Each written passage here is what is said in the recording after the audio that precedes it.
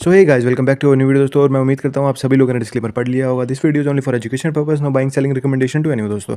आज हम जिस शेयर की एनालिसिस करने वाले हैं उसका नाम है मोस्टशिप टेक्नोलॉजीज दोस्तों। करंटली शेयर ट्रेड कर रहा है 263.45 रुपीज़ के लेवल पे, और सितंबर के मंथ से आप देख सकते हैं शेयर बिल्कुल भागता ही जा रहा है। अप ट्रेंड में बहुत बड़ी बड़ी ग्रीन कैंडल बनता जा रहा है। 176 के लेवल से सीधा 263 लेवल पे आ गया।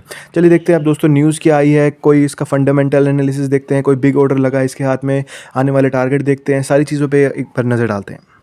चलिए दोस्तों, अब हम देख लेते हैं मोस्टशिप इंडस्ट्रीज़ कंपनी का काम क्या है। किसी भी शेयर में इन्वेस्ट करने से पहले हमें ये पता होना चाहिए वो बेसिकली कंपनी करती क्या है।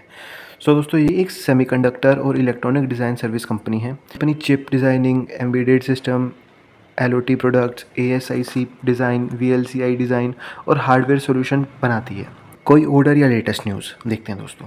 कोई बड़ा फ्रेश ऑर्डर अनाउंस नहीं हुआ है। रैली मेनली गवर्नमेंट के सेमीकंडक्टर मिशन 2.0 पर, जीएसटी कट, आईटी और हार्डवेयर पर है।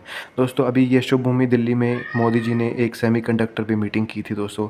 उसके बाद से ये जितने भी सेमीकंडक्टर के शेयर है इसमें बूम आना शुरू हो चुका है दोस्तों। आज शेयर में रैली क्यों आई? सेमीकंडक्टर मिशन 2.0 गवर्नमेंट का सपोर्ट सेक्टर को बूस्ट कर रहा है। जीएसटी कट, कॉस्ट कम होगी, डिमांड और मार्जिन इंप्रूव हो सकते हैं। हैवी ट्रेडिंग वॉल्यूम, इन्वेस्टर्स और ट्रेडर्स को एफओएमओ बाइंग। लगातार 7 दिन से स्टॉक अपर, एक हफ्ते में 60% से ज़्यादा रिटर्न दिया। 52 वीक हाई 268.68 हिट किया, मोमेंटम और स्ट्रॉन्ग हो गया है। एक्सचेंज को नोटिस, कंपनी ने क्लेरिफाई किया है कोई हिडन न्यूज़ नहीं आई है। दोस्तों, हम फंडामेंटल की बात कर लेते हैं, कंपनी वैल्यूएशन की बात कर लेते हैं। मार्केट कैप कंपनी का 5000 करोड़ का है। पी रेशो 117.80 का है। डिविडेंड 0.0% है, डिविडेंड देती नहीं है। बुक वैल्यू कंपनी की 17 है, फेस वैल्यू 2 है, प्राइस टू बुक रेशो 14.47 है। ज़्यादा कुछ खास नंबर है नहीं, मुझे ऐसा लग रहा है। डिविडेंड भी नहीं देती है कंपनी। चलिए अब देखते हैं इन्वेस्टर रिटर्न्स, और कंपनी के रिजल्ट से पता लगेगा क्या होता है। इन्वेस्टर रिटर्न्स आप देख सकते हैं, लॉन्ग टर्म्स के हिसाब से अच्छा रिटर्न दिया है, शॉर्ट टर्म के हिसाब से और भी अच्छा रिजल्ट दिया है। अब हम प्रोमोटर होल्डिंग देख लेते हैं दोस्तों, शेयर होल्डर का पैटर्न देख लेते हैं। प्रोमोटर होल्डिंग बेसिकली 44% है, बहुत ही अच्छी है। कंपनी के मालिकों को कंपनी पे भरोसा है, इसका मतलब डीआई डोमेस्टिक इन्वेस्टर को कोई भरोसा नहीं है, 0% है। एफआई फॉरेन इन्वेस्टर इसमें 1% है दोस्तों।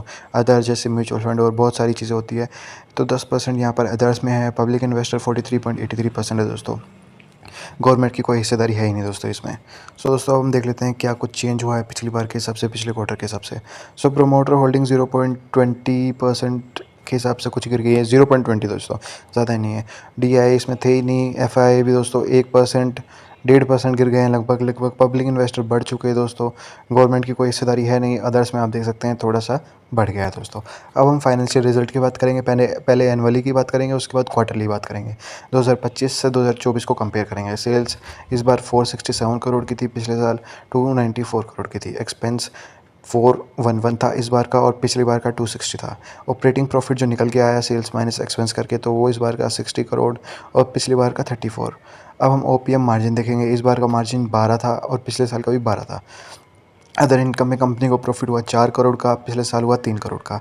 इंटरेस्ट कंपनी ने दिया 7 करोड़ का, पिछली बार दिया 6 करोड़ का। डेप्रिसिएशन 19 करोड़ का, पिछली बार 20 करोड़ का। प्रॉफिट बिफोर टैक्स 34 करोड़ का और पिछले साल 11 करोड़ का। अब नेट प्रॉफिट की बात कर लेते हैं दोस्तों। पिछले साल से कंपनी ने इस बार प्रॉफिट किया है 33 करोड़ प्रॉफिट में दोस्तों, पिछले साल के हिसाब से। अब हम क्वार्टरली बात कर लेते हैं दोस्तों।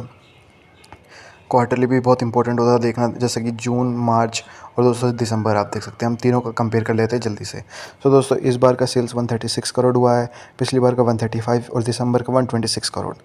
अब हम देख लेते हैं एक्सपेंस 119, 120, 109। ऑपरेटिंग प्रॉफिट जो निकल के आया इस बार का 17, पिछली बार का 14, उससे पिछली बार का 17। मार्जिन किसका अच्छा था? 12, 11, 14। दिसंबर 2024 का मार्जिन अच्छा था। अदर इनकम में कंपनी को 101 हुआ। इंटरेस्ट 122 कुछ नहीं है। डेप्रिसिएशन 54। प्रॉफिट बिफोर टैक्स ये देखना है, 11 करोड़ इस बार कंपनी का प्रॉफिट हुआ, पिछली बार 9 करोड़ और उससे पिछली बार 11 करोड़। दोस्तों, इतने कुछ खास नंबर नहीं है यहाँ पर। पिछले क्वार्टर से अच्छे नंबर है, और ईयर ऑन ईयर अगर बात करें तो ईयर ऑन ईयर भी अच्छा है। दोस्तों, कंपनी भागनी ही थी, और अभी सेमीकंडक्टर और बहुत सारी चीज़ों की न्यूज़ आई दोस्तों। Thank you for watching this video. Please like, share and subscribe my video. और मैं डिस्क्लेमर दोबारा से रिपीट कर देता हूँ, this video is only for education purpose, no buying selling recommendation to anyone दोस्तों।